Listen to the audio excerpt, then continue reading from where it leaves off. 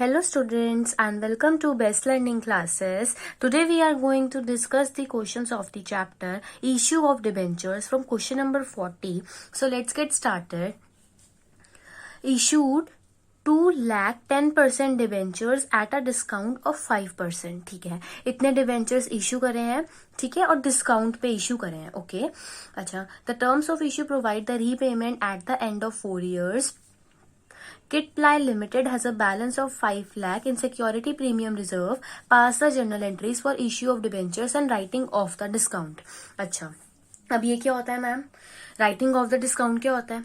देखो, जो ये डिस्काउंट होता है ये तो हमें पता है कि ये डिस्काउंट क्या होता है, लॉस होता है. इतना तो हमें पता है ना. हमने क्या देखा था? हमने देखा था कि जब प्रीमियम होता है तो वो भी लॉस होता है, और अगर उस केस में उस क्वेश्चन में अगर डिस्काउंट दिया होता है तो लॉस के अमाउंट में हमें डिस्काउंट वाला अमाउंट भी ऐड करते हैं. इतना तो याद होगा, है ना.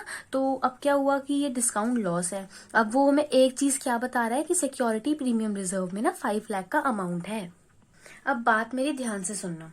क्वेश्चन में उसने बोला है कि डिस्काउंट को रिटर्न ऑफ करो. जब भी हमें डिस्काउंट को रिटर्न ऑफ करना होता है तो हम क्या करते हैं? देखिए, सबसे पहले क्या है? Discount on issue of debentures.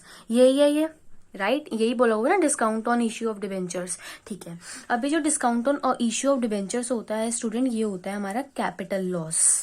अच्छा, अब इसको रिटर्न ऑफ करने के हमारे पास 3 वेज होते हैं. पहला होता है सिक्योरिटी प्रीमियम रिजर्व के थ्रू कर लो. मान लो कि आपका जो discount on issue of debentures है, हम ऐसा मान के चल रहे हैं कि मान लो वो 20,000 का हो रहा है. ठीक है, तो सिक्योरिटी प्रीमियम रिजर्व 5,000 का है, तो मैं थोड़ा सा इसमें से रिटर्न ऑफ कर लूंगी. फिर अगर अभी भी नहीं हुआ, बाकी बचे अभी 15,000, तो कैपिटल रिजर्व में से मैं बाकी का रिटर्न ऑफ कर लूंगी. मान लो 10,000 मैंने कैपिटल रिजर्व से रिटर्न ऑफ कर लिए, तो 20,000 में से 15,000 तो रिटर्न ऑफ हो गया. अब थर्ड लास्ट में मैं P&L अकाउंट से बाकी का रिटर्न ऑफ कर लूंगी 5,000 का. तो ये 5,000 प्लस 10,000 प्लस 5,000 कितना हो गया? 20,000.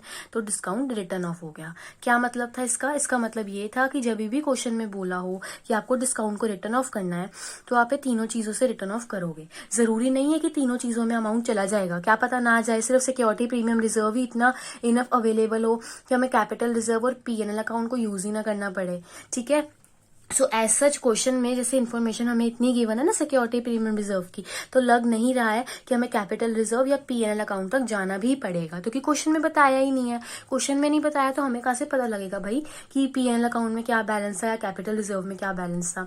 राइट, तो इतनी तो जजमेंट हम क्वेश्चन से ही कर लेते हैं. तो अब स्टार्ट करते हैं. ठीक है, अब सबसे पहले तो बैंक में डिबेंचर एप्लीकेशन से पैसे आते हैं ना, तो सबसे पहली फर्स्ट जर्नल एंट्री तो वही होनी है. Bank account debit to debenture application account. Right, अब इतना तो क्लियर हो गया, बहुत सारे क्वेश्चंस कर लिए. अच्छा, अब किस हिसाब से आ रहा है स्टूडेंट्स? पहली बात उसने ये बोला है कि 2 लाख डिबेंचर्स पे आप 5% का डिस्काउंट दे रहे हो, पर उसने कोई फेस वैल्यू तो नहीं बताई हुई. इट मीन्स 2 लाख का आप 5% निकाल लो. 2 लाख का 5% कितना होता है? 10,000 होता है. इट मीन्स 10,000 का तो वो डिस्काउंट दे रहे हैं. मतलब 2 लाख माइनस 10,000, ये इसी पे ही वो इश्यू करे ना, मतलब 1,90,000 पे इश्यू किया जा रहा है. यही इसका मतलब हुआ. तो 1,90,000 के हिसाब से पैसे आ जाएंगे. अब क्या होता है ना, बच्चे सोचते हैं भाई फेस वैल्यू तो गिवन नहीं है, हम डिस्काउंट किस पे निकालें. डिस्काउंट किस पे निकालेंगे तभी तो जनरल एंट्री पास कर पाएंगे. तो सिंपल सी बात है, 5% का डिस्काउंट है, इतना आ गया, अब उसमें से माइनस कर लो तो ये अमाउंट आ गया. ठीक है, अब नरेशन क्या हो जाएगी? Being debenture application received. Okay, अब सेकंड जर्नल एंट्री क्या पता है हमें? ये पता है कि जिस अमाउंट से यहाँ क्रेडिट किया उससे यहाँ आके पक्का उसी सेम अमाउंट से डेबिट होगा. तो डिबेंचर एप्लीकेशन अकाउंट डेबिट, इतना तो होना ही है. अच्छा, अब उसने क्या बताया स्टूडेंट? क्या बोला उसने कि आप प्रीमियम पे इश्यू कर रहे हो और डिस्काउंट पे कर रहे हो? डिस्काउंट पे कर रहे हो, तो डिस्काउंट यहाँ आ जाएगा. Discount on issue of debenture account debit. और 2 डिबेंचर्स आप लिख सकते हैं, 2 10% डिबेंचर्स अकाउंट. अच्छा, नरेशन क्या पास होगी? Being debentures issued on discount. तो किस पर डिस्काउंट पे इशू हो रहा है? प्रीमियम पे होता तो प्रीमियम पे लिख देते. अच्छा, अब क्या है? ये तो पता है कि यहाँ पे तो 1,90,000 ही आएगा. राइट, अभी हमने क्या निकाला? 10,000 का आप डिस्काउंट दे रहे हो. ठीक है, और डिबेंचर्स कितने के थे? 2 लाख के थे. That's it. ओके अब थर्ड लास्ट जनरल एंट्री हमें क्या करनी है, सिक्योरिटी प्रीमियम रिजर्व की। सिक्योरिटी प्रीमियम रिजर्व हम अकाउंट डेबिट कर देंगे। क्यों, तो क्या अभी मैंने बताया कि सबसे पहले सिक्योरिटी प्रीमियम रिजर्व से करते हैं और डिस्काउंट सिर्फ 10,000 का है, और क्वेश्चन में बता रखा था कि सिक्योरिटी प्रीमियम रिजर्व तो 5 लाख तक का अवेलेबल है, तो कोई दिक्कत ही नहीं है, हमें ना कैपिटल रिजर्व तक जाने की जरूरत है ना ही P&L अकाउंट तक। तो सिंपली यहाँ पे ये इसी से ही रिटर्न ऑफ हो जाएगा। अब कैसे रिटर्न ऑफ हुआ भाई, देखो पहले डेबिट किया, क्रेडिट किया, कैंसिल, खत्म, हमने रिटर्न ऑफ कर दिया उसको। ठीक है, 10,000 जितना अमाउंट था सिर्फ उतना ही करो, ज्यादा करने की जरूरत ही नहीं है। तो हम नरेशन में लिख सकते हैं being discount on issue of debentures written of from security premium reserve. आप लोग शॉर्ट फॉर्म मत यूज करना। चलिए क्वेश्चन नंबर 41 में क्या बोला है, mercury limited issued 10,09% debentures of ₹100 each at a discount of 6%। हमें 10 लाख के डिबेंचर्स बताए हैं और 100 रुपीज की फेस वैल्यू भी बता दी है, और उसने आपको बोला है कि वो डिस्काउंट पे इश्यू कर रहे हैं 6% के। These debentures are to be redeemed equally spread over 5 annual investments. It had balance and capital reserve. अब बैलेंस पिछले वाले क्वेश्चन में सिक्योरिटी प्रीमियम रिजर्व में बताया हुआ था और इस बार जो है कैपिटल रिजर्व में बता दिया है। ठीक है, अब राइटिंग ऑफ भी करनी है डिस्काउंट की। चलो अब उसने क्या बोला हुआ है हमें क्वेश्चन में देखिए, 10 लाख के डिबेंचर्स है, सॉरी 0 एक्स्ट्रा हो गया, उस पर डिस्काउंट कितने का दिया जा रहा है, 6%। तो कितने का डिस्काउंट हो गया, ये निकल के आ गया 60,000 का तो डिस्काउंट हो गया। इट मीन्स 10 लाख में से 60,000 का तो डिस्काउंट हो गया, तो कितना बचा 9,40,000। तो 9,40,000 पे ही वो इश्यू कर रहा है। तो बैंक में फर्स्ट टाइम में कितनी कैश आई होगी, bank account debit to debenture application account. किससे, अभी हमने निकाला कि 9,40,000 का अमाउंट आ रहा है, तो वही यहाँ पे पुट करेंगे और नरेशन में लिख देंगे बीइंग डिबेंचर एप्लीकेशन रिसीव्ड। अच्छा अब सेकंड जर्नल एंट्री में वही सेम बात की, जो यहाँ पे डाला है जिधर से क्रेडिट किया है उतने से ही यहाँ पे डेबिट हो जाएगा। तो डिबेंचर एप्लीकेशन अकाउंट डेबिट हो गया, और डिस्काउंट पे इशू कर रहा है तो डिस्काउंट यहाँ डालना ही है। तो discount on issue of debentures account debit, और 9% डिबेंचर्स हैं तो 9% डिबेंचर्स, और नरेशन वही जो अभी पिछले वाले क्वेश्चन में डाली थी ना, being debentures issued on discount. अच्छा अब जिस सेम अमाउंट से यहाँ पे क्रेडिट किया था उसी से यहाँ पे डेबिट करेंगे, तो 9,40,000 से ही कर देंगे।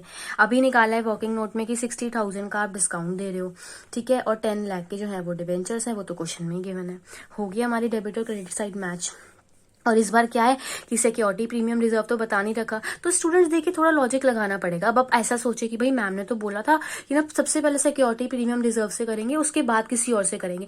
भाई गिवन ही नहीं है तो पता कहाँ से करोगे, नहीं गिवन है तो कैपिटल रिजर्व से ही होगा। तो कैपिटल रिजर्व अकाउंट डेबिट, और किधर से हो जाएगा डिस्काउंट, जिससे हम रिटर्न ऑफ कर रहे हैं, to discount on issue of debentures. तो नरेशन में आ जाएगा being discount on issue of debentures written off, इस बार आ जाएगा फ्रॉम कैपिटल रिजर्व, जिससे भी कर रहे हो वो डाल दो फ्रॉम कैपिटल रिजर्व। पर मोस्ट केसेस में आपको सिक्योरिटी प्रीमियम रिजर्व या कैपिटल रिजर्व ही बताया होगा, बट अगर ना हो तो फिर P&L थर्ड ऑप्शन, राइट। 60,000 का ही था तो सिर्फ वही डालेंगे, बेशक जितना मर्जी गिवन हो, पर 60,000 कम होगा तो फिर हमें नेक्स्ट वाले उस पर जाना पड़ेगा। Now question number 42. Issue 10,008% debentures of 100 each at a discount of 5%, redeemable at a premium of 5%, payable along with application. तो इस बार बता दें कि रिडीम कर रहे हैं और वो एप्लीकेशन पे ही पेबल है, ठीक है। और बैलेंस 70,000 का सिक्योरिटी प्रीमियम रिजर्व में, 50,000 का कैपिटल रिजर्व में बताया हुआ है। तो इधर से ही समझ में आ गया कि इट मीन्स जो डिस्काउंट वाला अमाउंट होगा या फिर जो लॉस वाला टोटल अमाउंट होगा ना, वो सिंपल इससे नहीं होने वाला। अब लॉस तो देखिए स्टूडेंट प्रीमियम ऑन रिडम्पशन भी होने वाला है, तो लॉस भी तो बढ़ गया है ना। तो देखिए डिस्काउंट भी है इस बार क्वेश्चन में, और साथ ही साथ में प्रीमियम भी दे रहे रिडम्पशन पे, तो दोनों केसेस से लॉस बढ़ा है। तो उसने साथ ही साथ में आपको दोनों चीजों का बैलेंस बता दिया, सिक्योरिटी प्रीमियम रिजर्व का भी बता दिया और कैपिटल रिजर्व का भी बता दिया। Debentures were fully subscribe and amount were duly received. First journal entry कैसे होगी, सबसे पहले बैंक में पैसे आते हैं, तो bank account debit to debenture application account, किस तरीके से अमाउंट आएगा, 10,000 मल्टीप्लाई 95, 95 कैसा आया, 100 पे इशू कर रहे थे और 5 का डिस्काउंट है तो 95 आ गया, 95 से मल्टीप्लाई करके अमाउंट आ जाएगा 9,50,000। अब आगे जो जिस अमाउंट से वहां पे क्रेडिट किया है उस अमाउंट से यहाँ पे डेबिट कर देंगे तो डिबेंचर एप्लीकेशन अकाउंट डेबिट हो जाएगा। अच्छा, अब आपके पास दो केसेस हैं स्टूडेंट्स। देखिए हमने पिछले ऐसे पहले भी क्वेश्चन किए हैं जहाँ पे प्रीमियम भी था रिडम्पशन पे और डिस्काउंट भी था, तो हम क्या करते थे उन दोनों अमाउंट को प्लस करके यहाँ पे डाल देते थे लॉस ऑन इशू में। तो मैं आपको एक क्वेश्चन ऐसे करके दिखा रही हूँ जिसमें मैं डिस्काउंट को यहाँ पे डेबिट कर रही हूँ, जो कि ये है discount on issue of debentures account debit. As such हमने अभी ऐसे पिछले दो क्वेश्चन में भी किया है तो वही यहाँ पे भी किया। अच्छा, अब यहाँ पे लॉस भी आएगा, क्यों आएगा, क्योंकि इतना देखा था बहुत सारे क्वेश्चन ऐसे करे हैं जिसमें जब भी प्रीमियम ऑन रिडम्पशन आ रहा था तो ऑटोमेटिकली जनरल एंट्री में डेबिट साइड पे loss on issue of debenture आ जाएगा। अच्छा, to debentures account and then last is to premium on redemption account. तो क्या नरेशन हो जाएगी, बीइंग डिबेंचर्स इशूड तो डिस्काउंट पे हो रहे हैं and redeemable at premium, issued at discount and redeemable at premium। अब अमाउंट किस तरीके से आएगा, जिस अमाउंट से वहां पे क्रेडिट किया उससे पहले यहाँ पे डेबिट हो गया। अच्छा, डिस्काउंट कितना था, देखिए 10,000 के डिबेंचर्स उसने बोले हुए थे और 5 का वो डिस्काउंट दे रहे हैं, 50,000 हो गया। और प्रीमियम पे रिडम्पशन भी 5% ही है तो ये भी 50,000 हो गया। जो प्रीमियम और रिडम्पशन का अमाउंट है वही यहाँ पे लॉस का भी अमाउंट बन जाएगा। और डिबेंचर्स उसने कितने के बता रखे थे, 10,000 के, उसको 100 से मल्टीप्लाई कर देंगे तो 10 लाख का अमाउंट ही आ जाएगा, है ना। तो अब आपकी डेबिट और क्रेडिट साइड जो है वो आपस में मैच कर जाएगी। अब थर्ड जनरल एंट्री में क्या करना है कि जो सिक्योरिटी प्रीमियम रिजर्व या फिर कैपिटल रिजर्व उन दोनों को देख के हमें यहाँ पे लॉस को सेट ऑफ करना है। अच्छा, अब लॉस सिर्फ ये 50,000 का नहीं है, लॉस ये discount on issue of debenture का भी है क्योंकि ये दोनों मिला के ही लॉस होते हैं। तो आपके पास ये भी ऑप्शन है कि आप ये डिस्काउंट ऑन इश्यू को ना लिख के सिंपल आप यहाँ पे 1 लाख का अमाउंट लॉस में ही डाल दो, तो वो भी ऑप्शन है, कोई दिक्कत नहीं है। अच्छा, तो अब यहाँ पे पहले सिक्योरिटी प्रीमियम रिजर्व अकाउंट भी हमें डेबिट करना पड़ेगा, तो कि वो कितने का बता रखा है आपको, सिक्योरिटी प्रीमियम रिजर्व 70,000 का, वो भी लेना पड़ेगा। अब पर 70,000 का पूरा सिक्योरिटी प्रीमियम रिजर्व लेने के बाद भी अभी नहीं हुआ ना कंप्लीट, क्योंकि लॉस तो 1 लाख का है और सिक्योरिटी प्रीमियम रिजर्व तो 70,000 का है, तो 30,000 का तो बैलेंस बच गया।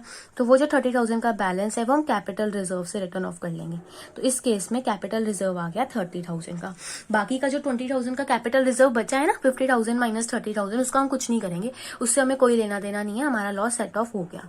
तो to loss on issue of debentures, तो हमारा तो इसी से 1 लाख का अपना अमाउंट था वो सेट ऑफ हो गया।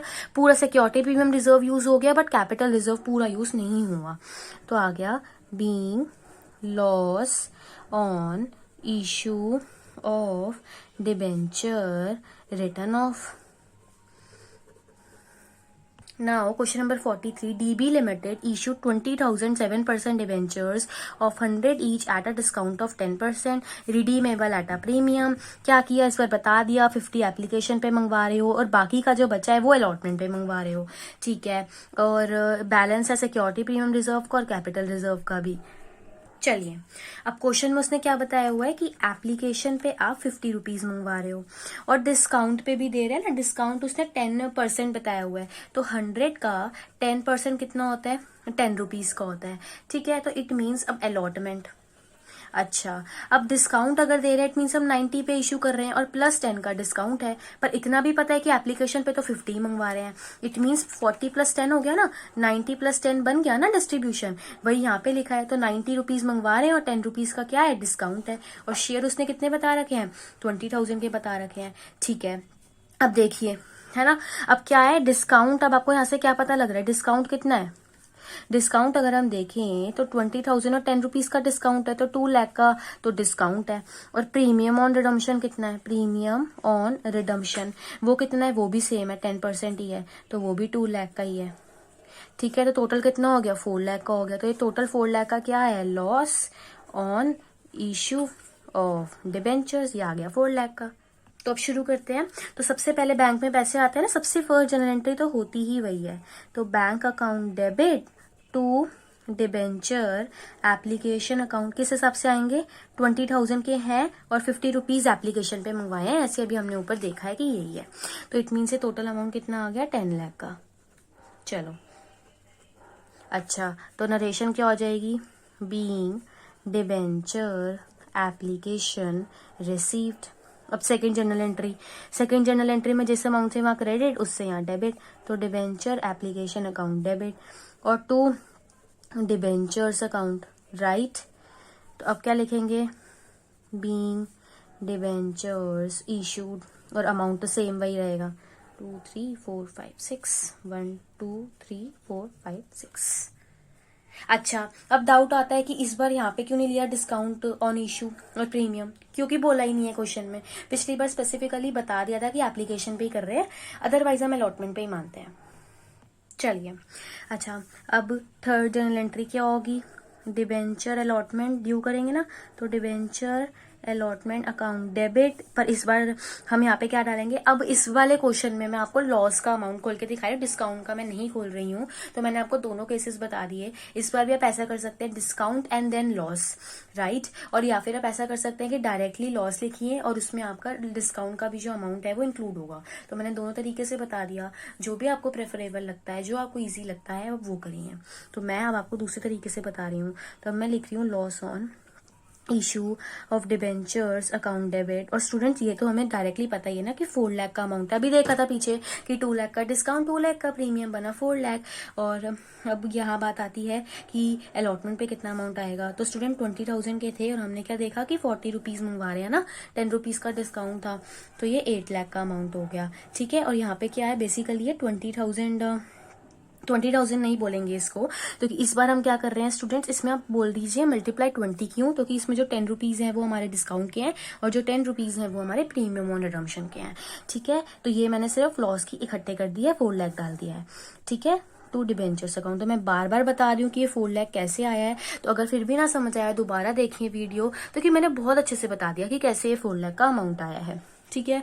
अब ये टू डिबेंचर्स अकाउंट में कितना आएगा, 20,000 मल्टीप्लाई 50 दैट इज 10 लाख, ठीक है। और साथ में आ जाएगा यहाँ पे टू प्रीमियम ऑन रिडम्पशन। तो स्टूडेंट प्रीमियम ऑन रिडम्पशन पे तो 20,000 इंटू में 10 दैट इज 2 लाख का अमाउंट ही मंगवाया था। तो अब आपकी डेबिट और क्रेडिट साइड का जो टोटल है वो मैच कर जाएगा। तो being debenture allotment money due हो गया इतना। फोर्थ जर्नल एंट्री पे भर जाते हैं। अब बैंक में पैसे जाएंगे, तो bank account debit to debenture allotment account. बाकी किसी चीज से कोई मतलब नहीं, जितना अलॉटमेंट में अमाउंट लिखा है वही बैंक में आएगा, बाकी सबके अपने अपने अकाउंट है। लॉस को भी हम रिटर्न ऑफ करने वाले हैं, तो 8 लाख का ही अमाउंट आने वाला है, 8 लाख, ठीक है। तो क्या हो जाएगा, बीइंग अलॉटमेंट मनी रिसीव्ड। अच्छा, अब नेक्स्ट क्या करना है, रिटर्न ऑफ करना है, पता है उसने दोनों अमाउंट बता ही रखे हैं, बस रिटर्न ऑफ कर दो। अब अच्छा, अब ध्यान से देखिए, अब स्टूडेंट्स क्या है, सबसे पहले तो हम डाल देंगे security premium reserve account debit. तो सिक्योरिटी प्रीमियम रिजर्व में 1,50,000 का उसने अमाउंट बताया हुआ है। फिर डाल देते हैं कैपिटल रिजर्व अकाउंट डेबिट, उसने बताया हुआ है 1 लाख का। बट हुआ क्या ना स्टूडेंट्स की, अभी हमने देखा था यहाँ पे कि लॉस तो 4 लाख का है, पर इन दोनों को मिला के तो 4 लाख इक्वल्स टू हो ही नहीं रहा, हम रिटर्न ऑफ कैसे कर दें। तो इस केस में हमें P&L अकाउंट को भी ऐड करना पड़ेगा। क्या बोला मैंने बोला कि मैंने सिक्योरिटी प्रीमियम रिजर्व भी पूरा डाल दिया, कैपिटल रिजर्व भी पूरा डाल दिया, तब भी लॉस रिटर्न ऑफ नहीं हो रहा, तो P&L अकाउंट को लाना पड़ेगा। अब ये 1,50,000 का P&L अकाउंट में से हमें सेट ऑफ करना पड़ेगा, क्योंकि सेट ऑफ करना जरूरी है, क्वेश्चन में बोला हुआ है। और सिक्योरिटी प्रीमियम रिजर्व और कैपिटल रिजर्व इतने इनफ हो नहीं रहे कि उनसे हम रिटर्न ऑफ कर दे, तो इसीलिए इस केस में P&L अकाउंट को भी ऐड करना पड़ा। अब ये 4 लाख इक्वल्स टू आ गया है। अब हम लिख सकते हैं कि being loss on issue of debentures written of. So that's it for this video students. अगर कोई भी डाउट होता है तो एक बार पीछे करके देखिए, आपको बहुत अच्छे से समझ आ जाएगा, मैंने बहुत अच्छे से एक्सप्लेन किया है। और अगर आपको ये वीडियो यूजफुल लगती है तो प्लीज़ वीडियो को लाइक करना, शेयर करना, चैनल को सब्सक्राइब करना। एंड स्टिल वीडियो दोबारा देखने के बाद भी कोई डाउट होता है तो आप मेरे से कमेंट सेक्शन में पूछ सकते हैं।